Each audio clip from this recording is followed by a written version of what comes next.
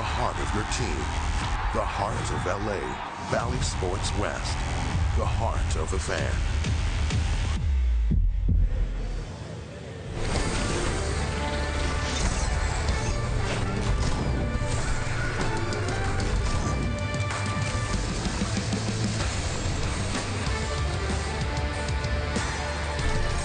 It is going to be a fun homestand starting tonight with Game 1 against the Tampa Bay Rays. We'll be breaking it all down and taking you right up to first pitch here on Angels Live, presented by your Southern California Cadillac dealers. Now, we've got a great show coming up for you. We'll give you an update on Ohtani's status in just a moment. It's a Players Takeover broadcast tonight, and then we have the Joe Madden Show with the guy sitting right next to me, Mark Gubiza. If you don't laugh when they talk, there must be something wrong with you. Welcome to Angels Live. Alex Curry here alongside Mark Gubiza. And Gooby, I think everyone had this blockbuster matchup circled on their calendar, but unfortunately the breaking news today is no Shohei Ohtani on the mound. The silver lining, though, he is in the lineup and he is batting tonight. Yeah, you're always concerned as a pitcher swinging the bat, especially he's a swinging left-handed. He's a right-handed pitcher, so you expose that throwing arm. Randy Johnson was like that as well back in the day. He was a left-handed pitcher, but batted right-handed, so that arm is out there for fastballs or breakables on that inside part of the plate, and that's what he got hit yesterday. And it got him pretty good, too. Sheffield threw a fastball inside. They were setting up inside. They wanted to establish it in, and it gets him right above the elbow in that tricep area. He does have the padding there, but it doesn't matter when it's 93 miles an hour. No. It is going to hurt. The big thing about Shohei was great, though, after he got hit.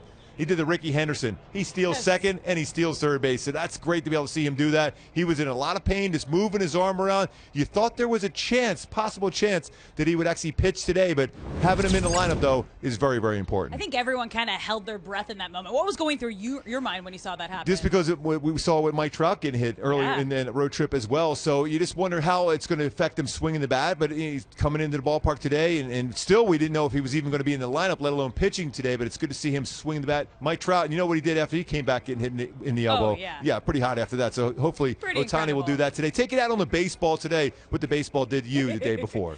Well, earlier we spoke to Joe Madden, and he explained the decision-making process into not having Ohtani pitch today, but having him in the lineup. Take a listen.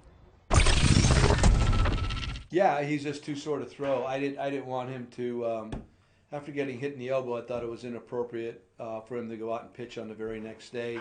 It's sore, but it's not too sore to swing a bat. It would be challenging to go out there and try to throw 90 to 100 pitches at 95 to 100 miles an hour. So we just wanted to give it a day or two to relax, and then we'll make another evaluation.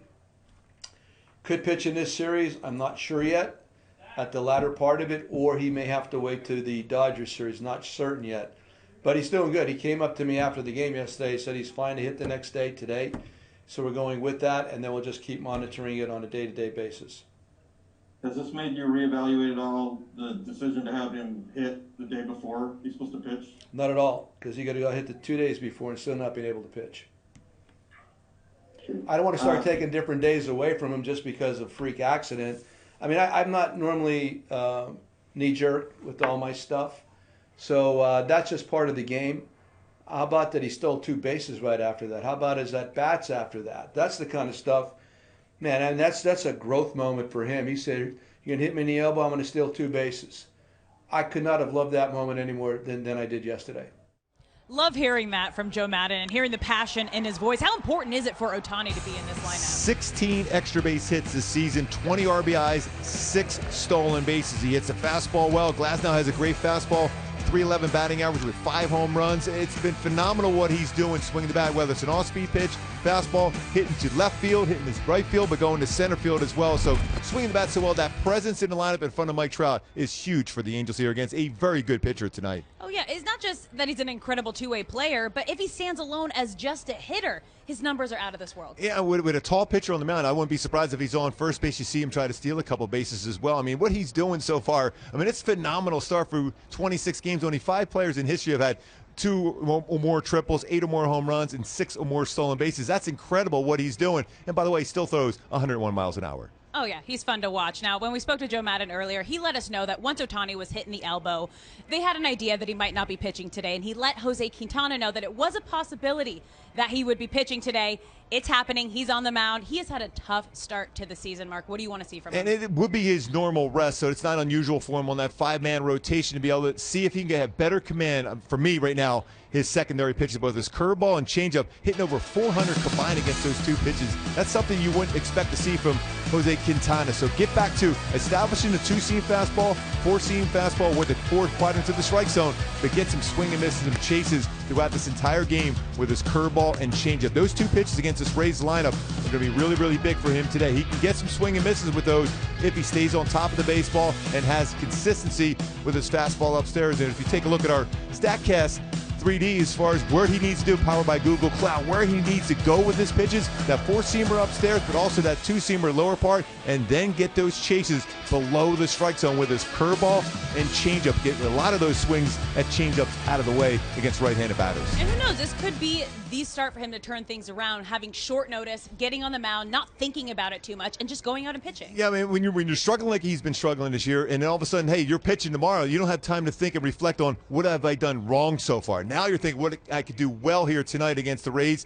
Hey, they're not swinging the bats real well at Tampa Bay. They're pitching very well, and they're winning close games, but they're not swinging the bats well. So I'm going in there, if I'm Quintana, with a lot of confidence. I'm not worried about what happened in the past. What I can do tonight is so important.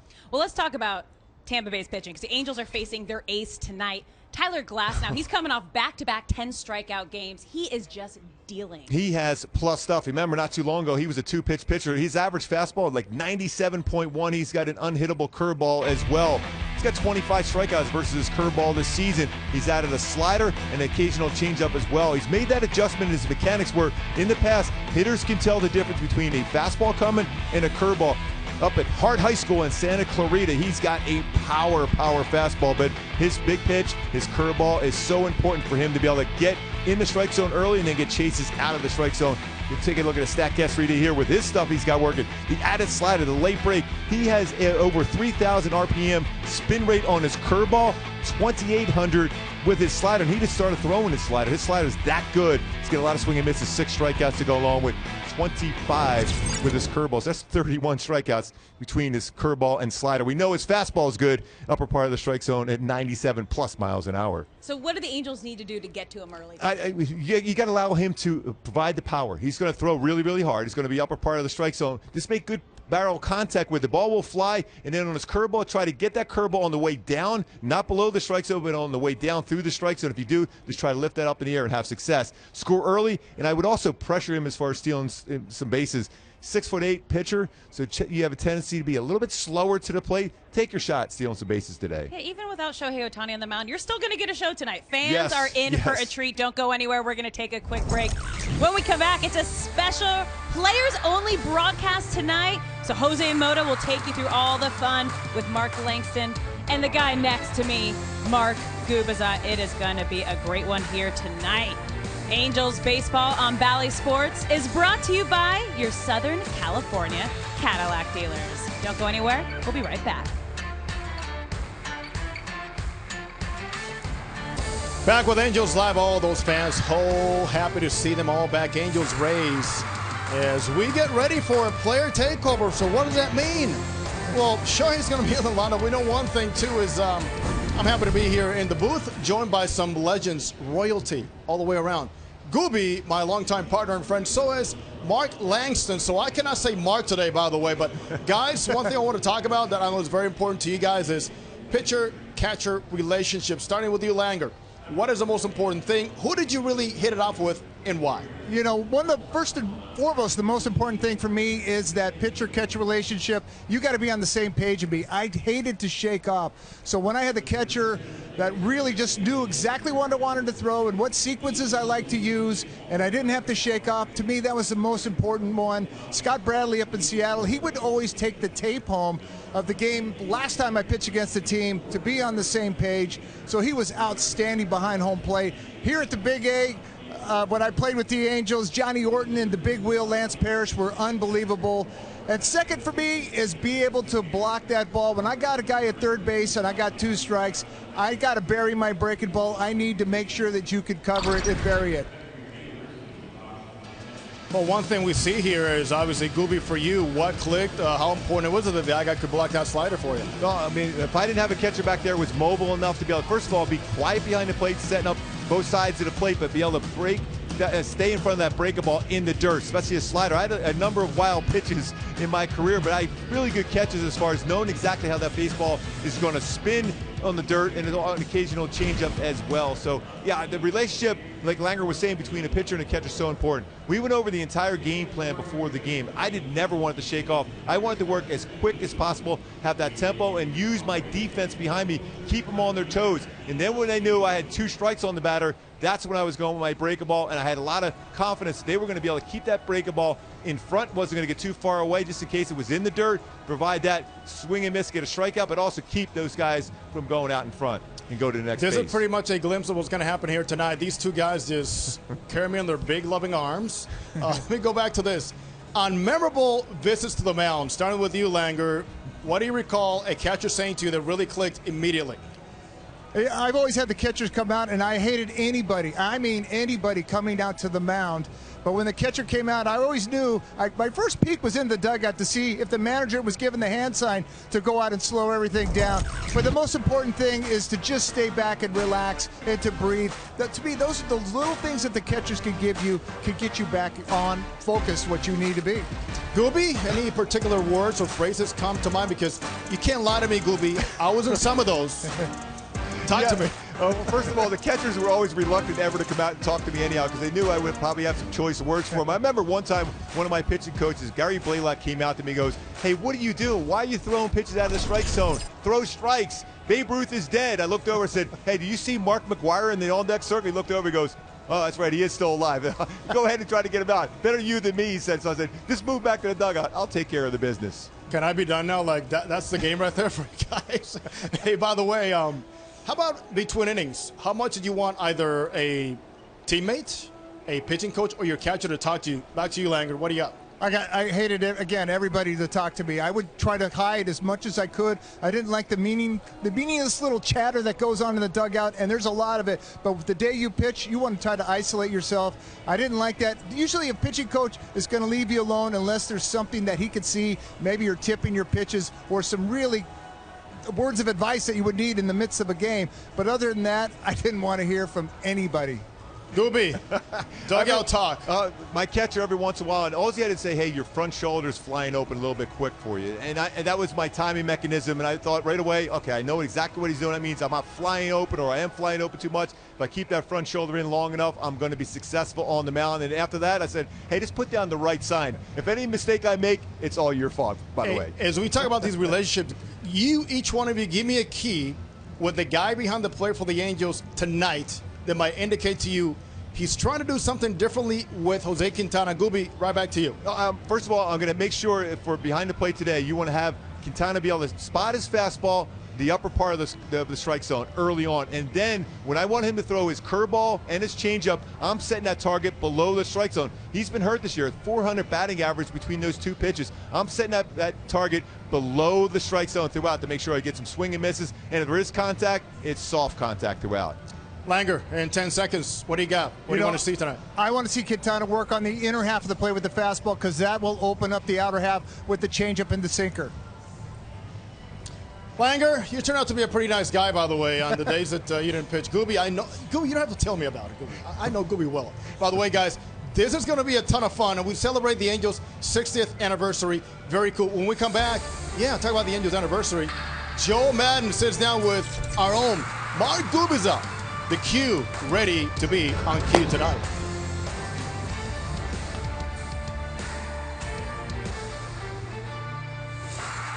Brought to you by your Southern California Cadillac dealers. It's game 1 against the Tampa Bay Rays and the first game of this Angels homestand. So before the players took the field tonight, our own Mark Gubicza sat down with Angels manager. So here's the Joe Madden Show with Gooby.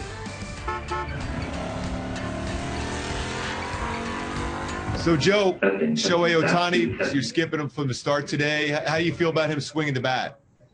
Well, I mean, he's fine. He even told me after the game yesterday he's going to play and hit today. It's just he's going to be sore, stiff, whatever. It's got to just go away. It takes a couple days to clear that out. But I don't think it's going to have any impact on his hitting. he and I, like I've talked about, have a pretty good thing going on communicatively. So he'd have let me know had it been more bothersome than it may be otherwise. So I feel confident he's going to be fine tonight. How important is it to be able to at least have him in the lineup going against a pitcher like Tyler Glasnow, how hard and how good his stuff is on the mound? Yeah, no question. He gives us our best opportunity. He gives any lineup their best opportunity. So it's good to have him back out there. You've watched it. I mean, he's playing at a different level emotionally too. Stolen bases, gets hit in the arm, steals second, steals third.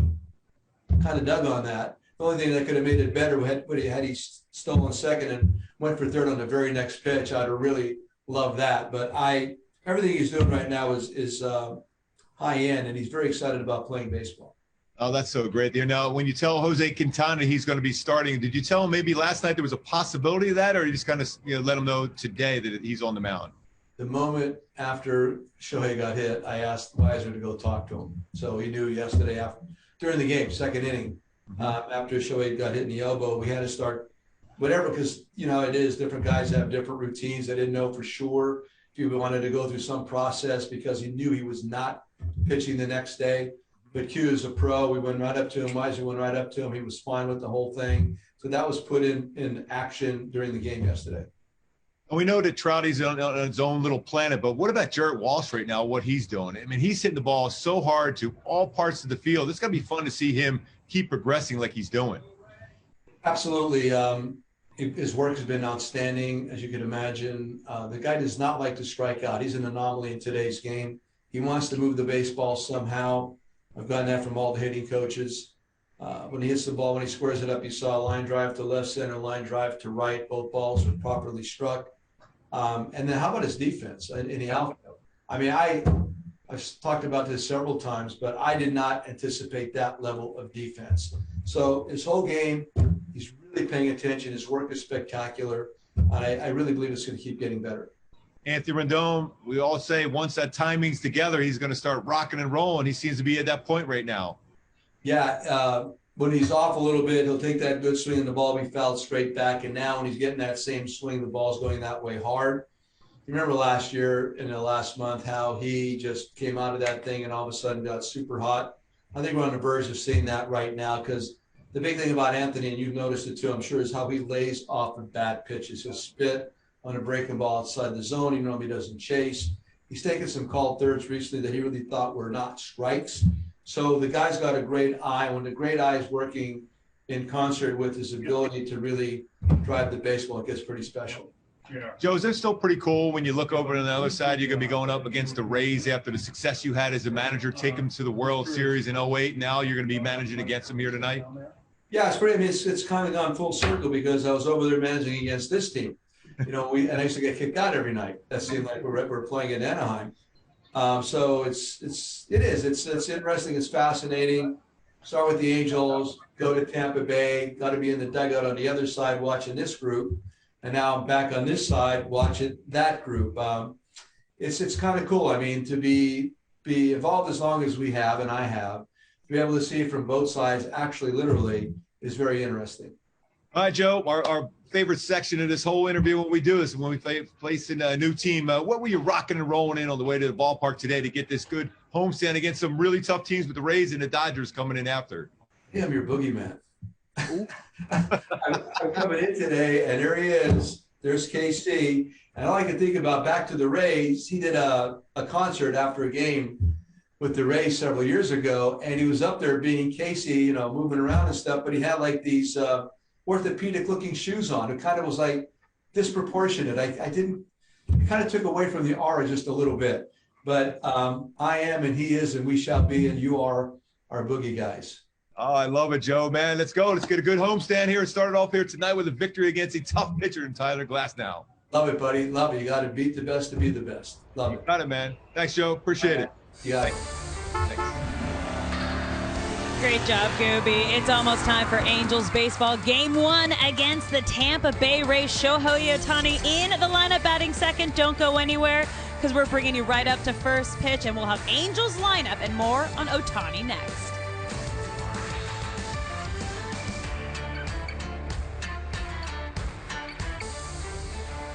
Well, all season long, the day after the Angels win, fans can redeem free medium fries with a $1 minimum purchase at participating SoCal McDonald's. Just download and register on the McDonald's app, and when you see Gooby there chowing down some fries, make sure you say hi to him. Yes, I'll be eating lots and lots of fries. Welcome back to Angels Live. Alex Curry here alongside Mark Gubza. And Gooby, the big news, the breaking news today is no Shohei Ohtani on the mound after he got hit in the elbow yesterday. However, the silver lining, he's in the lineup and he's batting today. Yeah, batting 311, I should say, against fastballs this year with 5 home runs. I mean, having him in there against Tyler Glasnow is going to be huge with him in front of Trout and then behind David Fletcher as well. So you're going to have some balance in that lineup. You're going to face one of the premier pitchers in the game in Tyler Glasnow, but having Shohei Ohtani in there with the power, Mike Trout has really crushed the fastball as well this season. Same thing with Jared Walsh. Big thing, too, though. Justin up hits the breaking ball really well, and Glasnow has one of the best curveballs in the game. So balancing the lineup is going to be huge to score some runs against the Rays here.